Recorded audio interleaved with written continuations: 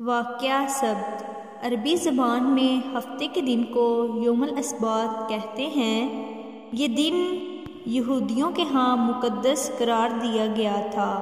اس دن ان کے لیے تمام دنیاوی کام جیسے کھیتی باڑی، شکار اور تجارت وغیرہ ممنوع تھے۔ یہ دن صرف عبادت کے لیے مخصوص تھے۔ یہودا نے اس کی خلاف ورزی کی اور ہیلے جوئی کے ذریعے اللہ تعالیٰ کے فرمان کا مذاق اڑایا تو اللہ تعالیٰ نے انہیں عبرتناک سزا دی۔ اس کو واقعہ سبت کہتے ہیں۔ سیدنا ابراہیم علیہ السلام کی امت کے لیے جمعۃ المبارک کا دن عبادت کے لیے مقرر تھا اور اسے بہت تقدس حاصل تھا۔ جمعۃ المبارک کا یہ تقدس حضرت موسیٰ علیہ السلام کے دور تک قائم رہا، لیکن آپ علیہ السلام کی قوم نے حسب عادت ہٹ درمی سے کام لیتے ہوئے جمعہ کے دن بجائے ہفتے کے دن کو عبادت کے لیے خاص کرنے کو کہا، اور ان کے اصرار اور ضد کی بنا پر حضرت موسیٰ علیہ السلام نے اللہ تعالیٰ سے دعا کی جو کہ پوری ہو گئی۔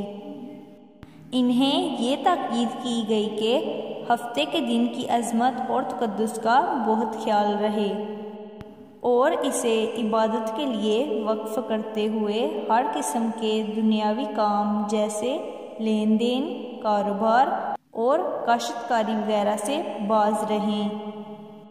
بنی اسرائیل نے ہفتے کے دن کا احترام قائم رکھا، لیکن حضرت داؤد علیہ السلام کے دور میں انہوں نے اس عظیم روایت کو توڑنے کا سنگین جرم کیا اور عبرتناک عذاب کا شکار بھی ہوئے۔ حضرت داؤد علیہ السلام کے دور میں بحیرہ کلزم کے ساحل پر آباد شہر ایلیا کے باشندوں نے ہیلا جوئی سے حکم الہی کی بے حرمتی کی۔ ان کا پیشہ ماہی گیری تھا۔ وہ بھی اس حکم کے پابند تھے کہ اس دن مچھلی کا شکار نہ کیا جائے۔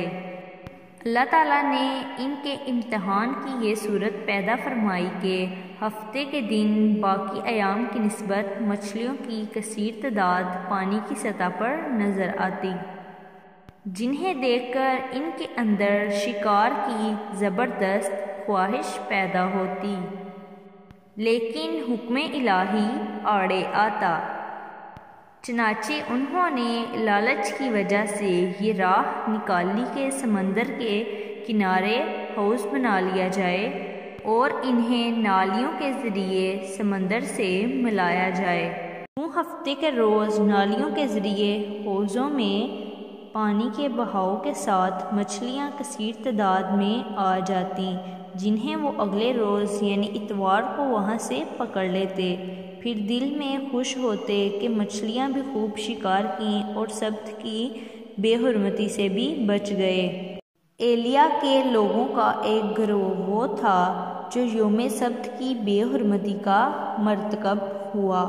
دوسرا وہ لوگ تھے جو اس فعل سے باز رہے لیکن دوسروں کو بھی منع نہ کیا۔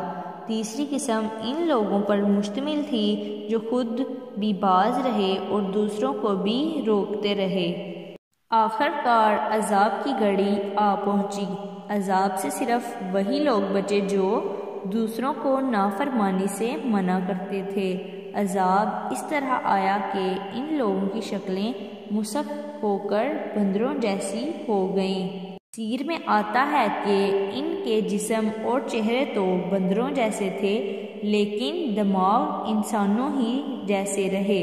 یہ عذاب کی عبرتناک شکل تھی۔ قرآن مجید میں اس عذاب کا تذکرہ کچھ یوں کیا جاتا ہے، اور تم جان چکے ہو ان لوگوں کو جنہوں نے تم میں سے ہفتے کے دن زیادتی کی تھی، پھر ہم نے کہا ان کو ذلیل بندر بن جاؤ۔ اس عذاب کا شکار لوگ 3 روز کے اندر اندر مر گئے اور ان کی نسل آگے نہ چلی۔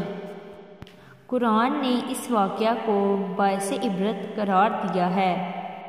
ترجمہ: اور ہم نے اس واقعہ کو ان لوگوں کے لیے جو اس وقت موجود تھے اور جو بعد میں آنے والے تھے سب کے لیے عبرت بنا دیا اور متقین کے لیے نصیحت۔